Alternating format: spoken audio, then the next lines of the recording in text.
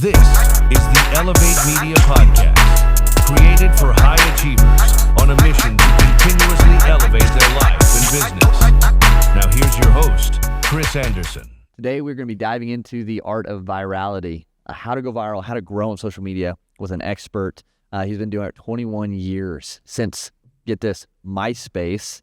If those out there remember MySpace, he's grown two multiple seven-figure businesses. He's got billions of views, and he's getting multiple six figures in revenue per month. So Austin Armstrong, welcome to the Elevate Media Podcast today. What's the real reason people say the algorithm hates me when you've proven, with your 6,000 plus videos, that the algorithm actually rewards the disciplined?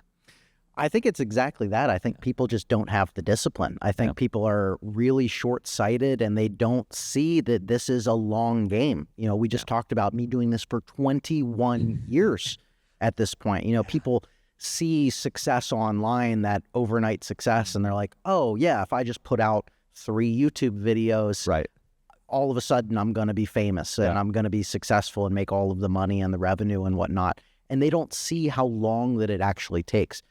It is predictable. There are best practices that you can apply in your content to stack the odds in your favor. Yeah. But with organic focus, there are still like little nuances. Even if you do everything right, you still might not get a winning video. Yeah. So it takes that consistency. It takes that grit, being able to show up when the only people that are watching are you and your mom and like the 3 friends that you're still connected with from high school or whatever. Yeah. They just don't have the longevity in them to do what it takes. Absolutely. And with that too, longevity, discipline, sticking with it. So people are doing that, 90% I think it is, or something like that, of videos get under 1,000 views because they're posting it consistently. They don't have a clear strategy or a clear demographic they're trying to talk to. So why do so many creators then expect virality when they don't even figure out the issues and their own excuses even? Yeah, I think it's because the nature of how many like gurus out there are preaching that you can do this too. And like, look, I'm not the most innocent person. I'm like, you can do this too. Anybody can achieve this stuff, but you just have to stay consistent over time. I mean, here's a quick story. We have a mutual friend, Jeremy Vest. Yeah.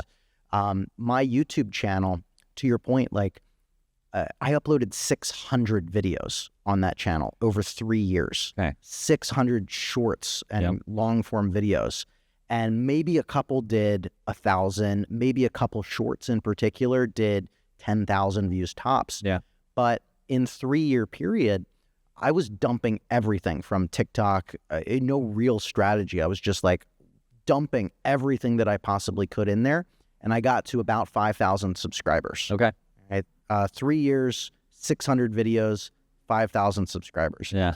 And then I started working with my friend Jeremy. Yeah.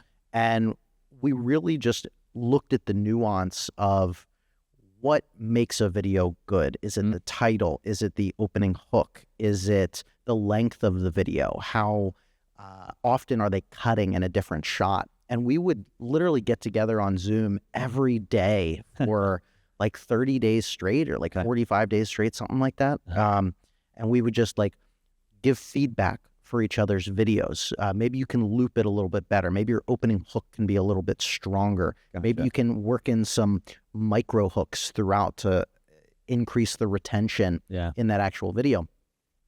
And the epiphany that I got to, the aha moment, was rather than just dumping all of my content, even though it was still digital marketing niche specific, why not only pull my top performing videos from TikTok over, which happened to be a very top of funnel, these 5 websites feel illegal to know, very viral series. And it's because of that think tank with Jeremy and meticulously looking at everything that I came to that conclusion. We came to that conclusion together. And then in a 3-day period, while I was on the beach with my wife in Tulum, Mexico, by the way, just sipping mezcal margaritas, my channel exploded. Okay. From 5,000 to 100,000 subscribers in 3 days. Really? And I continue to grow. I'm now at about 640,000 subscribers.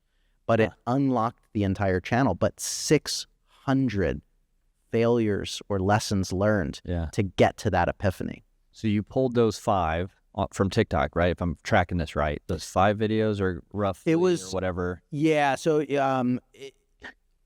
I was doing 3 to 5 a day Okay. of only that series. Okay. So these 5 websites are illegal, and it was one video Okay. mentioning 5 different videos or 5 different websites in there. Mm-hmm. I'd post 3 to 5 of those a day. Wow. Same title, even just like a little weird thing. Yeah. Every video title was top 5 most useful websites. Top 5 most useful websites. And I think in like 2 or 3 days of doing that strategy specifically is when it exploded. And all those videos were different content or just structured different? Like same websites or different different websites. Okay. So same structure. So hook and then okay. Yeah. So one of the things I talk about in my book is like finding your own series of content where the opening hook is the same, the closing is the same, but the meat in the middle is a little bit different. So each one of those videos was 5 unique websites. Okay. Gotcha. So then those started doing well. You took those to YouTube, and then it just started pushing it out to more people because it saw the positive interactions. Yeah, it unlocked the entire channel, which was really interesting. When you say unlock, what do you mean unlock the entire channel? Yeah, so a lot of the other older videos that were only in that like sub 1,000, maybe 10,000 view range started to get more views because it was enough signals for YouTube's algorithm to be like, I know who to put your content in front of finally. Because you gave us enough of direction. Your content was too broad at the beginning. Now we know who's the most interested. So now we can point more people to your channel. Oh, interesting. So with that, so you got more narrow on who you spoke to. If people are out there listening, they're like, hey, my channel's grown a little bit. I'm broad. Okay, I get it. Austin, I need to narrow in who I'm talking to. Would starting over help them better than just tweaking what they've already done on the channel that they're on? That's a good question. As long as the niche is still somewhat connected, okay. Yeah, similar. Like I wouldn't go from cars to AI. Gotcha. Totally different audience, totally different interests there. Yep. But as long as it's the same core demographic that you're trying to reach, just move forward. Don't worry about like so many people. Like I have friends that do this. They'll private all of the videos, everything that they've done over the last couple of years. I like simple. I'm lazy. I just like simple solutions. Mm-hmm. No, keep using the existing chat. You don't have to start fresh. Yeah. Okay. That's good to know. And I think especially if it's just small tweaks. Now, obviously, if you're changing a whole demographic market, you probably just start over. But so with that, your journey, 21 years, start with a MySpace. Friends of Tom. That's crazy. Like, was there ever a moment that you finally realized, hey, I don't really need everyone's approval. I don't need them to say, yeah, do this or do it this way. You just needed to start outposting everyone or just outworking? Is that did you ever have that moment of like, I just need to keep doing what this is and it's going to work? It came a lot later in life than I thought. Being that early on social media, there was nobody that said, keep going. I didn't have a mentor. I didn't have anybody in my life that said, this is a path that you should follow. Yeah. And so when MySpace died, I was still active on social media. I was like early on YouTube. I was early on Facebook, but I didn't really translate that into revenue as much as I was doing on MySpace at the time. Gotcha. It came much later in life when, let me backtrack here for just a second. A personal thing about me, I don't have a college degree. Okay. College was not my path. I took an internship, which became my professional career to entrepreneurship. And that was a really big point of low self-esteem for a long time. In my online world and the conferences and communities, I had that drive and that interest and that reputation and other people like me. But out in the real world, you go to a networking event or you're at a party or something like that, and the conversation always is, what was your alma mater? What did you go to school for? Right. All of these things. And so that was a negative self-talk thing for me for a very long time, until I moved out to California and started to have a lot of success in that space from that internship, which was about 7 years ago. Okay. So a big fast forward from 21 to 7 years ago. But it was through all of that experience that I started to make a lot of money on my own, a lot of brand deals, a lot of affiliate marketing, a lot of multiple streams of income. Yep. So much so that there've been multiple points where people that I went to high school with asked me for jobs. And I think through all of that, just like transparently having a little bit of a chip on my shoulder, and trying to prove my own path, that I came to that. I don't know if there was one clear moment, but it's just constant growth, constant evolution, paying for coaching and consulting, listening to amazing podcasts and going to conferences and reading every book that I can, and just studying from the greats, that I just became that person that I always wanted to be, and said, like, I don't care what society says is the path. I give my permission to do this. I'm doing better than, my peers around me. And so that's just the collection of experiences. Yeah. And I think we need to see more of that, because I think the opposite with social media, people rely so much on what other people say and the likes and the comments that it's a negative. So being able to stand on your own and do that and build that path is a really cool thing to see and hear. And you mentioned earlier, to kind of shift back to posting and virality and things of that nature, you post volume. Mm-hmm. You post a lot. Can you dive into, tell people how much you are posting right now? And do you think that's the only way? I mean, do I just need to post 10 times a day? So how much are you posting, and what's a good number that people aim at? Yeah. So let me say this first. I am team quantity over quality. Okay. Because quantity leads to quality.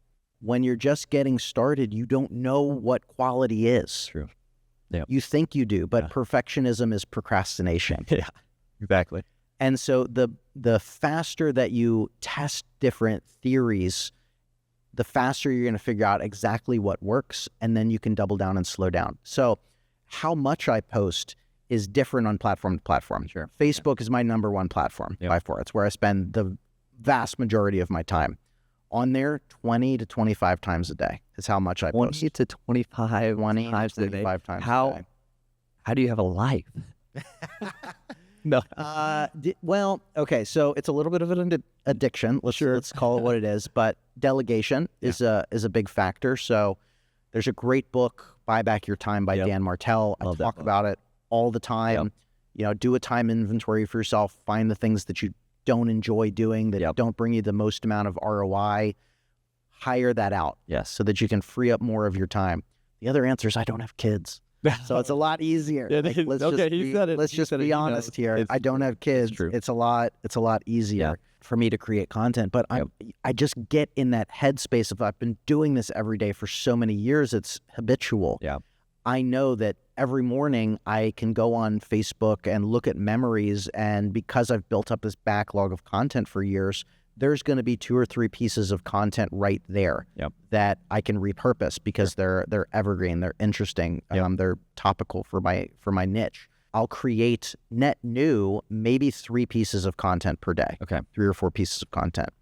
Maybe 1 or 2 videos, and those 1 or 2 videos are broad. I'm not saying like, hey Facebook, hey TikTok, hey Instagram. It's just broad so that I can repurpose them across every platform. I create text-based content. I create image-based content. Okay. And then a lot of the other content is either just promotional stuff that I take from emails or Black Friday deals or any sort of tentpole topic. Interesting. And then outside of that, I'm a big fan of collaboration. Yep.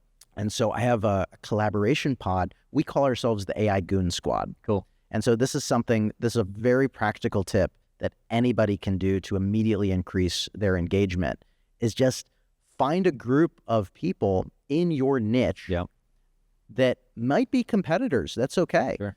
But that are going to allow you to share each other's content. And so every day, what we all do, there's about 12 of us in our group chat.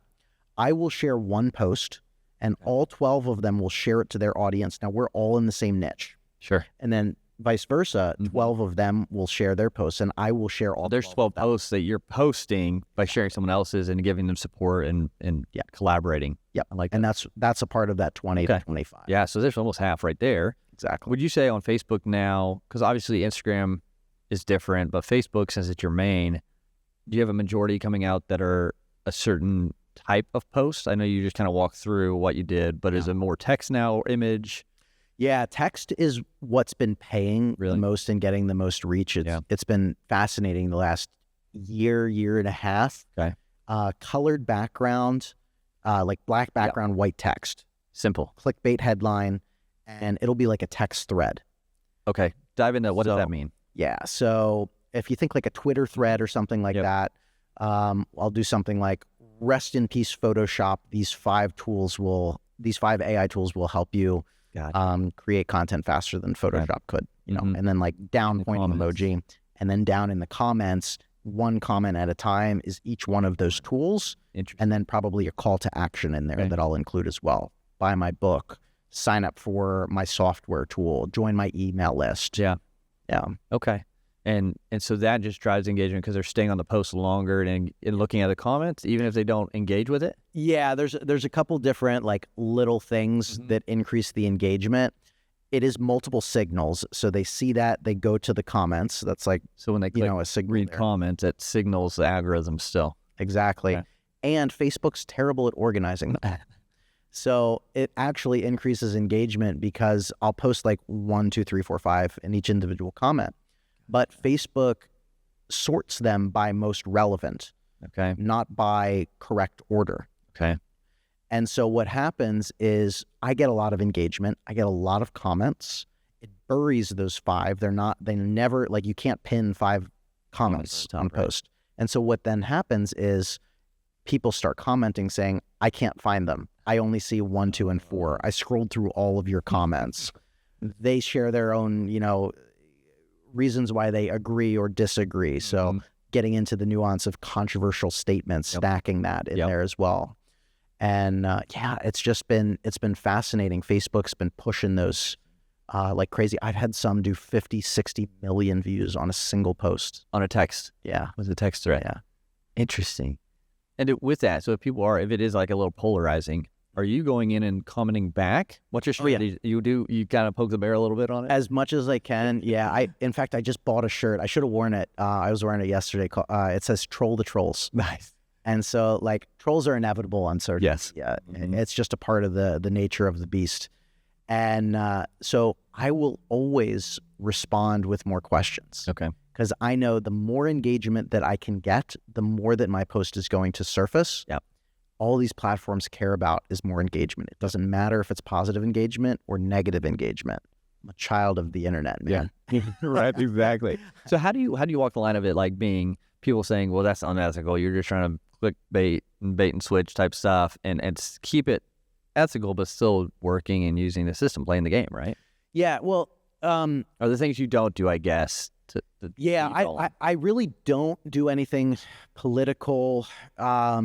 I'll make a black and white statement, and we live in a gray world of nuance, and so people love to share their personal anecdotal evidence of why they think I'm right or I'm wrong. Yeah. I don't just purposefully lie. Sure. I try not to make statements that are going to insult any individual demographic, of course. But I'll say something like, I just did a post earlier today that's like,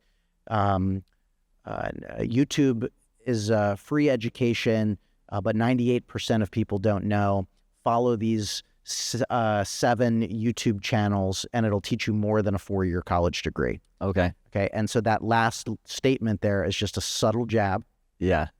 And everybody that like, no, college is the only path. I went to college. They will run to the comments and they feel like personally attacked or something. You're right.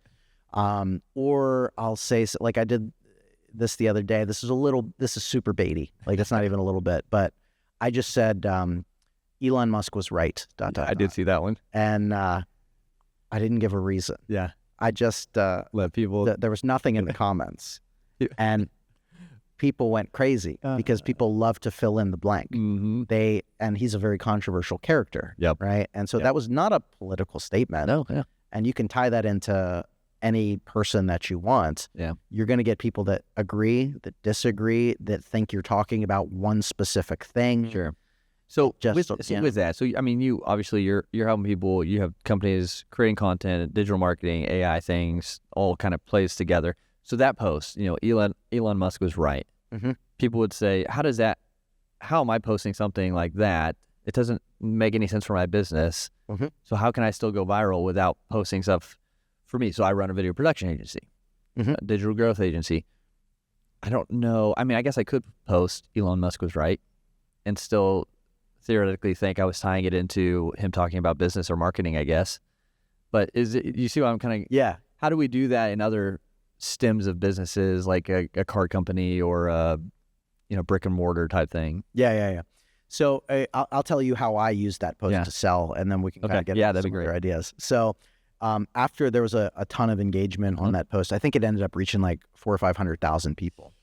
I left a comment on there and was like, this is your free engagement lesson of the day.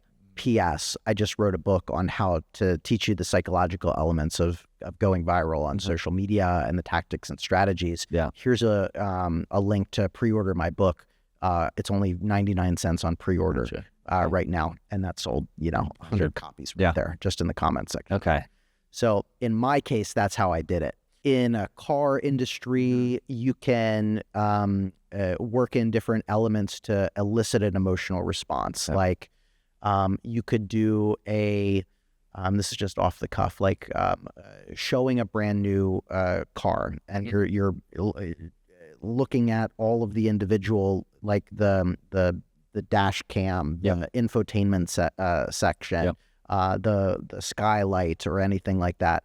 And then you just like in the trunk, you just have like something controversial in there, like a troll, a gnome, probably not a gun. That my mind just went there, but like something that like you don't talk about it. It's just there in the background, and it's going to cause someone to go, WTF is that? And they're going to run to the comment section or like in the trunk, right? So you can be like, there's tons of trunk space in here, and you just have somebody like wiggling in the trunk or something like that. So breaking up what they expect to see when they open trunk is nothing, just the spaciousness, but you're throwing in whatever. Okay. Interesting. So like you could even like test that in a video and start that with the opening hook. Like opening hooks are one of the best ways to hold attention. And you can do that from a lot of different ways, from a visual perspective, an audio perspective. Kabi Lemay is the most followed person on TikTok, 175 million followers, doesn't say a single word. He just opens with like a clip of something stupid, and he shows the correct way, and he goes,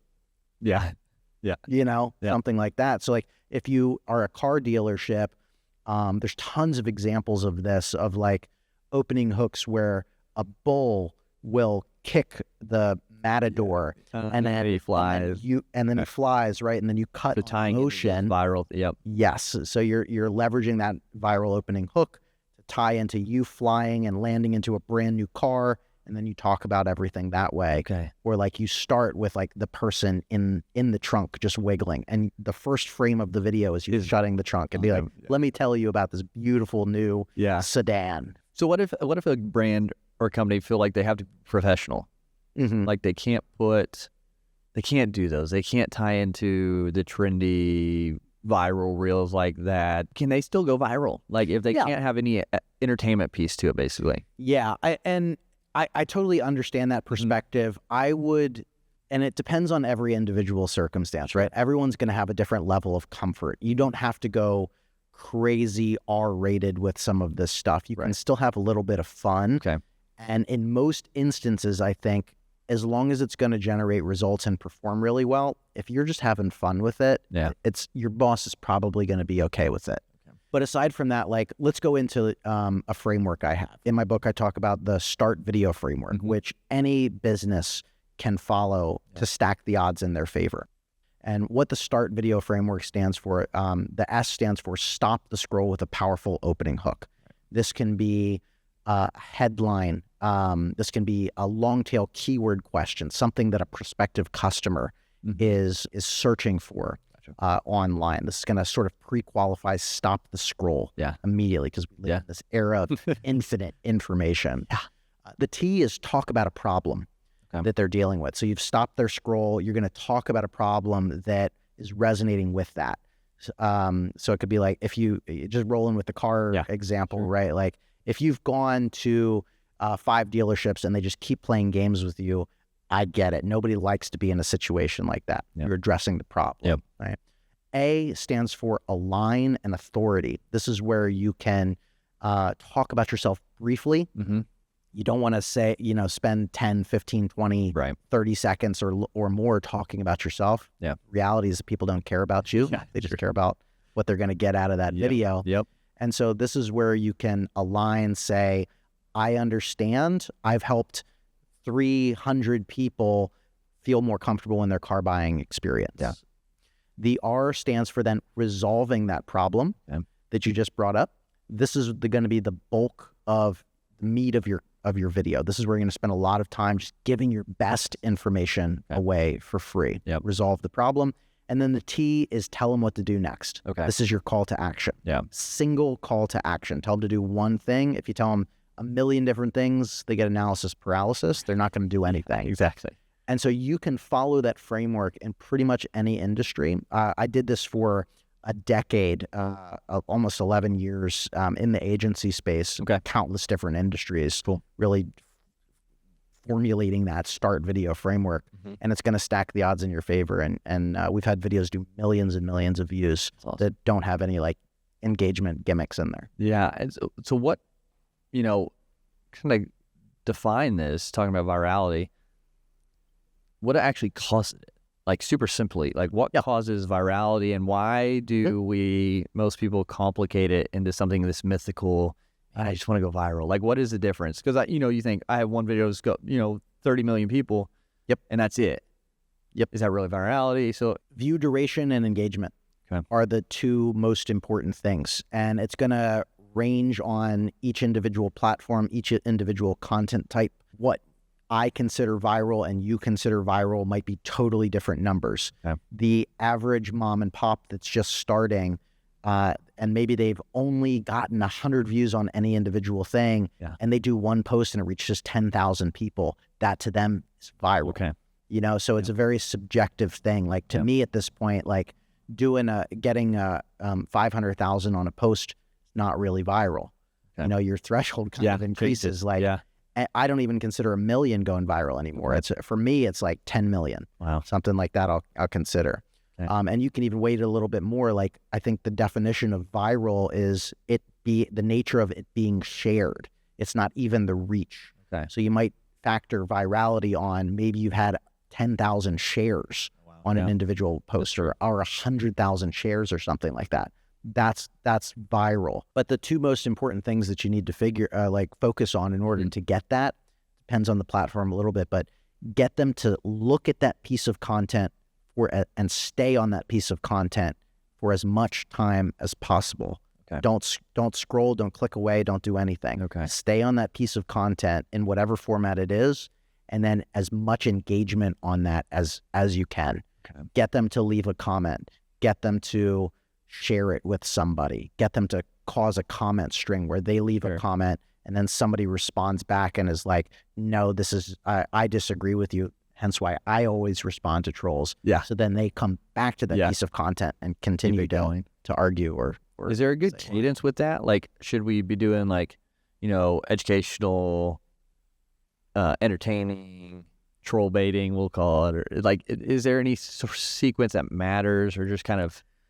It's all like your comfort level. I tend to stay in the like 75% broad awareness oriented content, very top of the funnel, just to reach as much people as I can without getting specific. And then you can kind of funnel down like 20% more specific, 5% transactional oriented, like FOMO content. I've got an offer, buy my thingamajig, whatever. I'm also a person. So like, I love like, all of these are based around my personal brand as well. It's not a page. It's not like my company business page. That's an important factor too. What is the brand of you, your personal brand, or what is the brand voice of your business that you're creating content around or behind? Sure. And that's going to factor in a little bit too. Like Wendy's goes viral like crazy because they just talk crap on Twitter all day, Right. in the comment section. So like you have to know what your brand stands for and what you want to be. And then there's wiggle room within that. But like I'll just share controversial stuff or memes that make me laugh sometimes. It's not always 100% of the time about AI and business. Some things I'll just share. And with that, you're talking about that was your personal, and then you have your business. So business pages, do they have a different algorithm to reach better? I feel like I've always seen, at least this is personally, business pages are just harder to grow. Yeah. Is that normal to you too? I think, that's been kind of my experience the last couple of years, to be honest. I mean, the reason I switched to growing my personal profile on Facebook was a couple reasons. One, I just was actively A/B testing the same content on a page in my profile, and I was getting more reach. Yeah. But then about 3 years ago, Facebook rolled out professional mode on personal profiles, which gives you all the bells and whistles that a page has. Analytics, ability to monetize, boost posts, you name it on there. Have your content on pages. Pages can still perform well. I'm not saying like give up and quit on anything. Keep going with your page if you have your page and you spent it. But just test growing a personal brand. Because like especially now in an age of AI, the personal brand is one of the most important, if not the most important thing that you can focus on. Because people will buy from people. Absolutely. So focus on personal brand, draw it or funnel it to your professional or your business page, and then go from there, kind of thing. Yeah, and you can sell right from your personal profile too. I do that every single day. I barely post on our business pages at all, to be honest. I have VAs that handle that. I just focus on my personal brand. And with that, you mentioned analytics of that. Are there anything that we should be solely focusing on that's going to move the needle quicker, so we don't have to do the guesswork? Like, what analytics are the most important right now? View duration is definitely the most important thing. Average view duration. The more like that you can focus on that, like if you just obsess over that, you're going to get much better results. Like your opening hook, if you're only getting 20% of people that stick around and you have an 80% drop-off rate, try to improve that to 30 or 40%, as an average. You're always going to have high drop-off, but the more that you can intrigue and keep people on for a longer period of time, and then just like continue to go down that, this is specific for videos, but like continue to go down that average view duration rabbit hole of like, okay, halfway into the video, people always die. Then maybe you can start to work in like little micro hooks. And structure your content of essentially, but wait, there's more.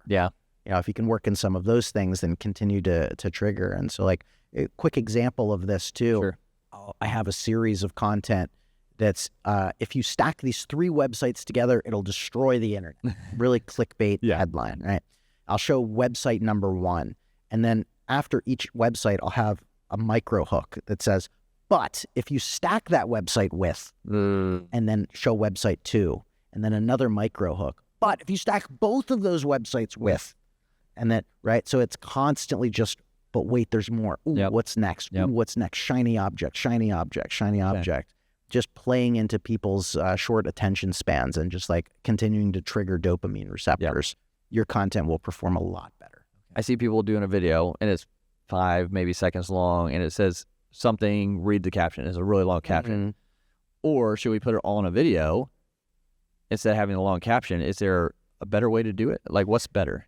Better is going to be different for each person, each niche, each account. So the cop-out answers test everything and double down on what you see working. But the like 1 second looping video is a little gimmicky. I think like that worked on Instagram really well like a year ago. And it was like a huge hack. And I tested that a bunch too, because I test everything. The longer video, like that's just quality. If you focus on quality, And don't get me wrong, I very much love virality, but I'm a business owner. My whole thing is don't be a content creator, be a business owner who creates content. Yep. And so everything that I do is very ROI focused as well. Yeah. And you're not really going to generate sales from a 2-minute looping video and a long caption, right? You're gonna get sales from building trust and rapport, following a framework like the START framework that I just mentioned, where you're like stopping the scroll, you're talking about a problem, you're saying, I'm the solution to that problem, actionable advice that you're giving to resolve that problem. And then, by the way, like if I vibed with you, let's schedule a free call. That's how you're gonna convert more people. Yeah. And I think that's a big point to, at least what I'm seeing is AI is out there. You can create a bunch of AI content, which is fine. But I think what you just mentioned there is the content of like us on camera, the live streams that we do for people, bridges that gap and connects with people on a real level. Like they're going to see a real person talking. They're going to be able to get to know and trust you better that way than the AI content. And I know you're big in AI, so I think there's place for both. Do you see that still being, to build trust, we need to be on camera, or do you think you can still build trust without seeing a person? Both. Yeah. You can absolutely build trust without needing to be on camera. I would recommend, if you can get out of your own way, if you are able to get on camera and do it yourself, I would recommend that. Going live, as you mentioned, like there's just nothing better. And it will help your self-esteem and your confidence and your communication ability. But I understand that there are regulated industries where you are not allowed to be on camera. Your company will not let you be on camera for whatever reason, or you're self-conscious and you have anxiety and you don't want to, besides the fact that anybody that's going to troll you on their on your appearance is coming from their own personal insecurities. It's a reflection on them. It's not you. But if you don't want to deal with that, I get it. You just have low energy. You had a bad hair day. A pimple broke out on your face. You just don't feel up to it for whatever reason. I hate the excuse of that being the limiting factor to not create videos. Because your message is enough. Your information is enough. There are, so that's why faceless videos are so popular. Online, and B-roll and AI-generated imagery and AI-generated videos, because the information is still really good. You have control over the topics and the script, and you can have your own voiceover or an AI voiceover. And the imagery that's on the screen is a visualization of what's happening in the script, in the talking points. And so you can absolutely deliver incredible information. I mean, there's so many, like, maybe you've taken some video courses where it's just a PowerPoint presentation. Maybe they don't even have the little circular camera widget in the bottom. It's just information on a PowerPoint that's incredibly valuable information. There's tons of YouTube videos on this way where it's just me talking on a presentation, going through really valuable information. You don't need to be on camera for that, as long as you're delivering that value. So AI, and I have an AI software tool that does this, which is why I'm a little biased on this, but I just see it every day. And I just hate the excuse that people make that prevents them from being creative and getting out there on camera. When your message is enough, the information that you have is enough. Don't let that be a factor for you. Yeah, I love that. And I think that's important. It's one, like you said, builds confidence, help you get that self-esteem. I think it's huge. I think there's a piece for both of them in businesses. I think you can utilize and mesh them well together, which is good. But if someone was looking this next 12 months from now, they're like, okay, I'm going to do this. I'm going to figure this out. What are the, one or two things that they should be focusing on to go viral, to grow their platform so they can quit their job? Pick a niche. Clear niche. Yes. Don't just be like, oh, I'm interested in all these stuff and my brand's going to be generalist. Right. No, you're going to fail. Sorry. Just quit. No, that's rough. But you got to hyper focus on one niche, one thing. And then who are you trying to reach? Who is that ICP, the ideal client persona? What is their customer avatar? Is it mostly a male? Is it mostly a woman? What is their age range? What are their interests? What are their hobbies? Where do they hang out online? What creators do they follow? What podcasts do they listen to? What are their emotional triggers and pain points? What are the things that get them excited? The more that you can define who that person is, and within that niche, you're already off to a better start than like 99% of creators out there that are just scattershotting it. Once you have that in place, then figure out what is the platform that they hang out on. And what is the format of content that they mostly consume? Is it long form video? Is it short video, vertical video? Is it text posts? Is it image carousels on Instagram? Is it business news? Is it email newsletters? Is it podcasts? What is the format that they mostly consume? Okay, now you have that. Now just test at scale. Testing assumptions. I would go really hard on a lot of those assumptions, like 10 to 15 posts a day, every day for like 30 days straight. Don't let up. The first 30 days, just go crazy with assumption, go more than you think that you need to. After about 30 days, you're going to start to notice trends. Pay attention to everything. Okay, most of these flopped, but I did this one post in this one format on this one topic. Let me validate that. Let me do that again. And that'll allow you to figure out, okay, when I do this piece of content in this format that's this length, that has this opening hook, it did 10x the amount of views. And the more that you go down that rabbit hole, the much more likeliness that you're going to reach virality and something's going to bubble over. So test, get your niche, figure those people out, post a bunch to test different assumptions within that niche, that market, and then double down on what's working. And you can study other competitors in your space too. Like you don't need to reinvent the wheel. Just look at other content creators in your niche that have already proven success and test those theories. Rewrite it. If you're going to share it, do the ethical thing and be like original poster, tag that person, always give credit where credit's due. A lot of people don't do that. Try to stay ethical with it. I agree. Try to stay ethical. Because one day, they do the duets or things like that can work, the same kind of thing, and it pushes towards that original creator, right? So now people are, well, I don't have time, right?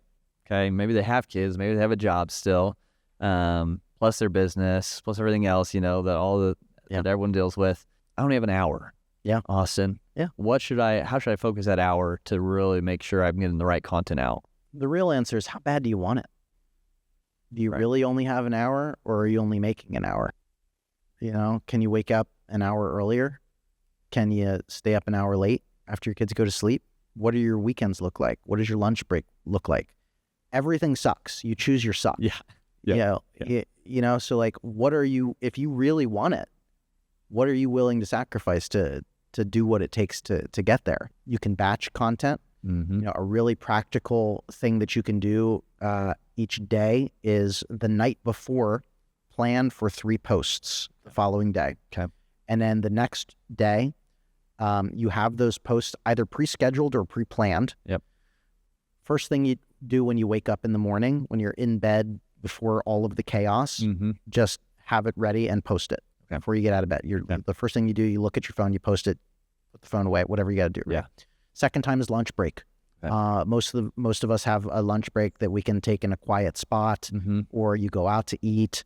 You're standing in line for fast casual for 20 minutes to get your salad or your Starbucks or whatever. Anyway, use that time to post your lunch break. And then same thing in bed, but right before you fall asleep, post something there.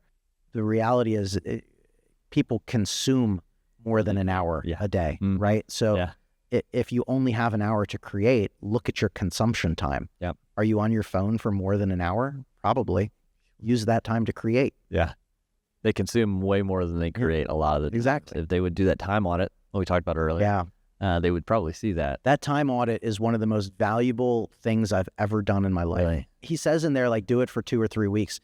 But like 1 week, like 5 days in, I'm like, oh, I know exactly what I need to do. This is so clear. For sure.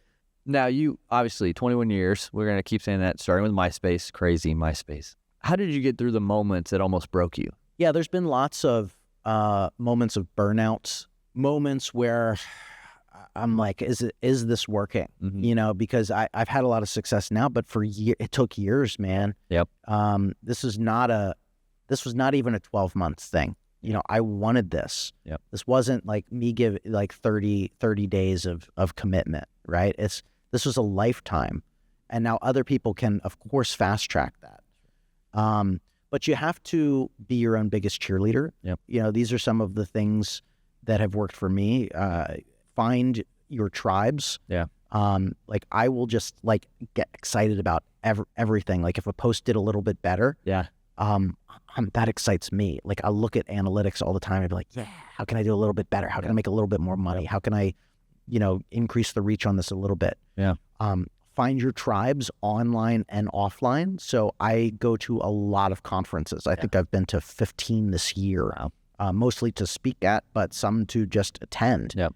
Because a lot of my friends and colleagues are there, because in the real world, nobody cares that I have 4 million social media followers reach 1 billion views. They're like, cool, I'm an accountant. Right. And I'm like, I don't care what you do. Yeah. You don't care what I do. Yep. Yep. Exactly. Right. And so like, I'm not going to brag to that person. I have nothing to say to that person, really. Like, okay, small talk, whatever. Yeah. So find your tribes online or offline that are going through the same things and that you can brag to, like, guys, I just launched my Black Friday deal and it did amazing. So like, shout out again to like my AI Goon Squad every day that we just like share motivation and excite each other and lift each other up. Like that's our tribe. Yeah. That's who lifts us up. But knowing when to take breaks and step away and take vacations are super important. I mean, like my agency, I ran my own agency for about 6.5 years,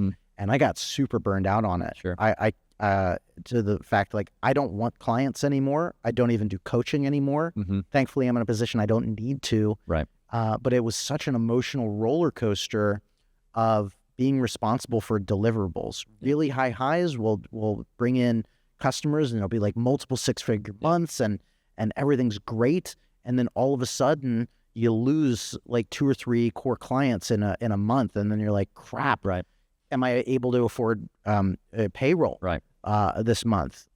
And so like no boundaries with clients as well, nights and weekends, wanting to go above and beyond.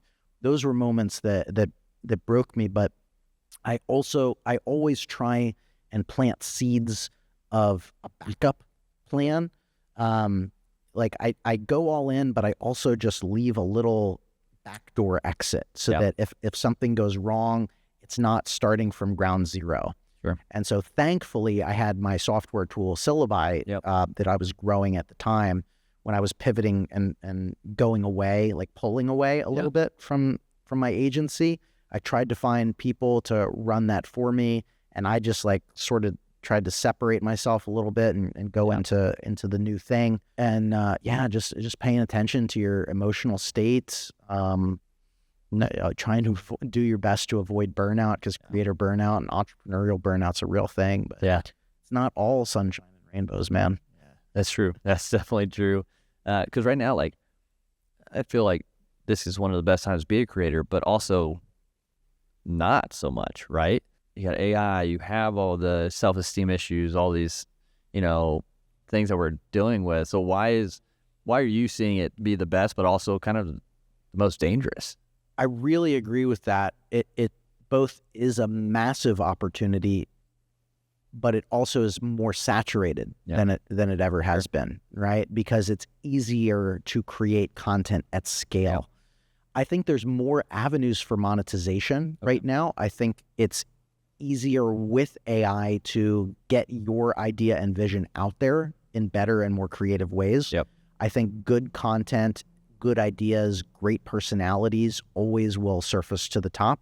I'm a firm believer of AI will not replace people, but the person using AI will replace that person that's not. That's just my belief there. So I'm super interested in like micro SaaS and vibe coding right now to nerd out a little bit. So like, that's really interesting for me as a content creator right now, to rather than have like a lead magnet, like creating an ebook or a digital course, I can actually create a software tool that helps who I'm trying to reach do the thing, actually take action. And you don't have to have a technical background experience to do that. Gotcha. And you can create your own software tools to help you create more. You can do that time inventory, or you can look at like what you wish a solution was there for you. Like, look at your own pattern. Like, if you only have an hour to create content, what would help you maximize that hour? Yeah. You can create that solution for yourself now very affordably, $20. You can create your own solution. And so from a lot of those capacities, it just is a really amazing time to be a content creator. But then you have you can fully automate content now at scale too. So like it's noisy out there, but I don't like any excuses of, well, I shouldn't, like it was easier before. Yeah. It was always easier before. So, so what, you going to just keep waiting for it to get more and more difficult? Exactly. And that's interesting because obviously AI is big. We've seen that, but vibe coding you mentioned there, that's kind of a new thing we're seeing. Can you explain a little bit more in depth of what that is for people who might not know? Yeah, this is my latest obsession. And so I even have a whole chapter in my book about it. But vibe coding is essentially creating software by talking to it. So you've used ChatGPT, I assume, right? You just write me a thing that, a blog article, do some research on this, right? It's the same thing, using a tool like Replit or Lovable or Base 44. There's a ton of these tools out there now, V0. And you just say, like, create me a software tool that does this thing. It has the UI elements that look like these tools. Here's my brand colors. Here's some like ideas and functionalities that I think it should have. But I'd love for you to do some research and come up with a solution. And it'll write the code and do that. It creates the website, the back end, the functionality, the ability to have users, the ability to charge a monthly subscription. You can connect it to a database. You can connect it to a Stripe account. And I don't know how to code, but I've launched multiple software companies in the last year, software products. Just from coming up with ideas, solving my own problems that are making significant revenue and monthly recurring revenue. What's the overhead for something like that? I'll give you an example. I created, so those text threads, the black background text threads, I used to write those manually, and then I was using ChatGPT to write a lot of them for me. And but then I was like, I wish I had a solution to just type in a topic and it would create the thread for me, and a place that organized all of my top performing threads. And then next to text, there's also like images are the second highest paying format of content on Facebook for me personally. And so it started as a tool of like, let me just solve my own problems. And so I vibe coded a tool called Threadmaster. And I got to a point where I'm like, well, I bet other people have the same problem as I do. They see me creating this content. I'm talking about this type of content in the format on speaking on stages and whatnot. Let me create this tool and sell it. And right now, as of yesterday, Threadmaster makes about $9,600 a month. Awesome. And the overhead cost is about $200 a month. Oh, wow. So it's just $9,400 of straight profit. There's no employees. There's no meetings. I just do a post about it and be like, this tool was created by Threadmaster. And do the codes break? How would that work? Sometimes, but then you just say go to, if you're hosting it on the platform, you just say fix it. So like Replit, for instance, Replit.com has Agent 3. Which will automatically fix bugs and then redeploy it for you. Interesting. For instance. So like you don't need to have a software team anymore. It's now like if you want to scale it exponentially, yes. I'm not saying like this is going to replace all software developers ever, but to get an MVP out, to sell something low ticket to your audience. The other thing, it costs $5 a month. So we have about 2,000 customers on Threadmaster. It could be like the next level. So then you Yeah. target those people with the next AI thing or something. 100%. So like I'm creating a flywheel of like Threadmaster upsells syllabi, and then I have like a video script generator tool and a Bible AI study tool and like all of these other cool tools, and they all can refer traffic to one another. Yep. They're all low ticket, but it stacks up. Yeah, exactly. Because like we mentioned, like if you have high paying clients and you lose one, the impact is felt. Yeah. But if you have a lot of smaller ones, you lose a handful. Obviously, you don't want to, but it's not as critical. No. And so having both of those options, I mean, so that vibe coding is interesting for sure. Yeah, I mean, that was a big switch for me in software in general. So like my company Syllabi is not a vibe coded platform, it's just traditional software company. And that exact mindset was there for me. Like, we have churn. Churn's a problem when you're raising venture capital and trying to exit a company. All of those reasons creates new problems. But like, we had clients paying us $20,000 a month, $25,000 a month, and when that client leaves, it leaves ripples. That's like 3 employee salaries a month right there, right? At Syllabi, our subscriptions are $25 to $149 a month. Yep. If you're not happy, okay, we'll do what we can to try and fix that problem in the future. But any one person is not going to make a difference in the company. Yep. Early on, when I started entrepreneurship, it was like be high ticket, and there's valid reason you get more capital up front to be able to scale. But you get to a point where you lose that, then it's back at starting again, basically. Yeah. So at the end of the day, virality is just the consistency of good content. And the more you can put, obviously, the more you can put out, the better. But why though? Like, do the creators expect to get millions of views if they're not even willing to do the numbers it takes to get there? Yeah, I think the perception is that it's easier than it actually is. Okay. From the outside, you think like, oh yeah, this person just made some videos and it went viral. But if you're not experienced and you look at a video, you're like, oh yeah, I can recreate that. Yep. But can you? Do you have it broken down into elements? Do you know to create an opening hook that's 3 seconds or shorter? Yeah. Do you know that there's a visual element and an audible element associated with that opening hook? Yeah. Do you know to address your audience, talk about a problem? And some people like accidentally stumble upon it as well. Yeah. And just hit on some of these elements. Yeah. But by really studying all of these elements, you can stack the odds in your favor. And that's why I reach 100 million people a month. Right. It's why I have hundreds of thousands to millions of followers on every single platform. It's why clients have hired me in every different industry, and we've had repeated success. Yeah.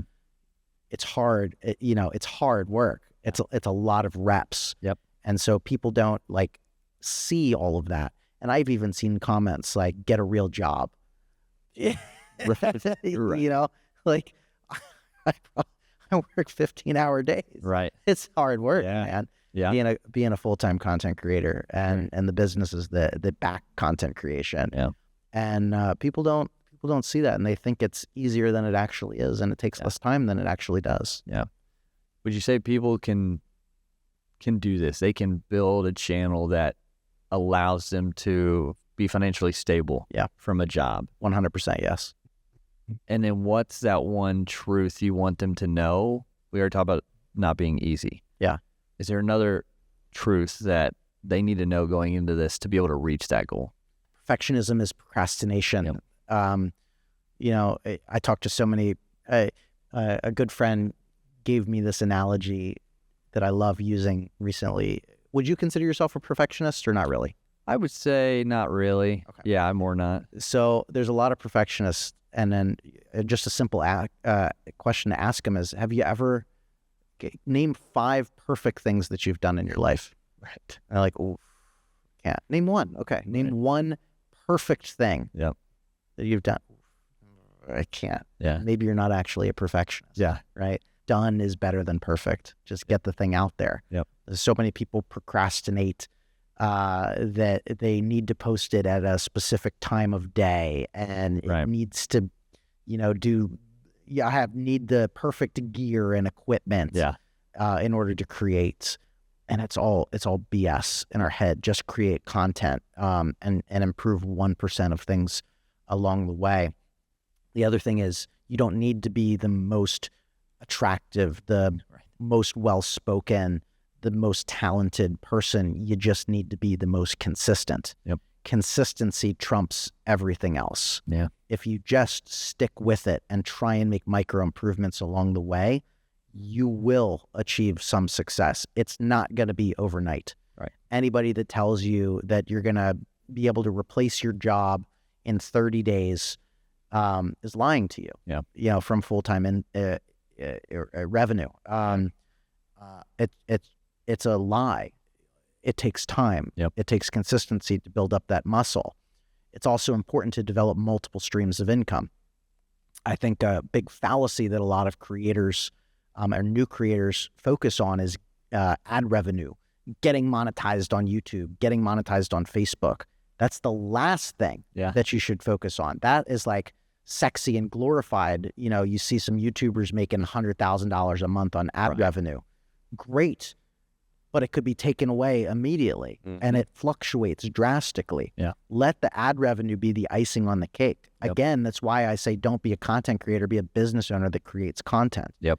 You can monetize immediately through, without ad revenue, with lead generation for your businesses, affiliate marketing, brand deals, UGC, doing email lead generation. There's platforms like Beehive that will pay you to grow your email list for free because other newsletters will pay to be in front of you. You can sell ebooks. You can sell courses. You can sell micro SaaS vibe code platforms. There's a million different ways that you can earn revenue online, and that's how you can stack up life-changing revenue and replace your job if you want to.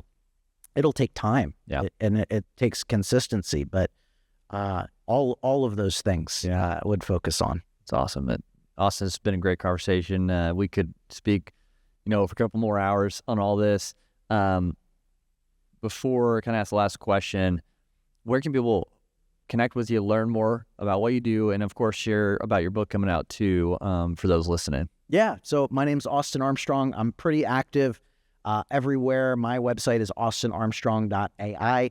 If you look me up on social media, I am the nerdy with glasses Austin Armstrong. I'm not the defensive coordinator coach of the Florida Gators Austin Armstrong, nor am I the 6-foot curly-haired relationship vlogger in Los Angeles Austin Armstrong. I'm that business nerd right there in the middle. And my new book, Virality, comes out December 1st. It'll be available on Amazon, Barnes & Noble, anywhere that you buy books, hopefully in bookstores pretty soon too. And this is 20 years of marketing lessons, tactics, strategies, psychological triggers, everything that you need to be your workbook and your playbook. Yeah, everyone, make sure you get connected with Austin. He puts some great stuff out there, and get his book, get that ordered. But Austin, again, it's been a great episode. What's one final thing you would want to tell people who are trying to go viral?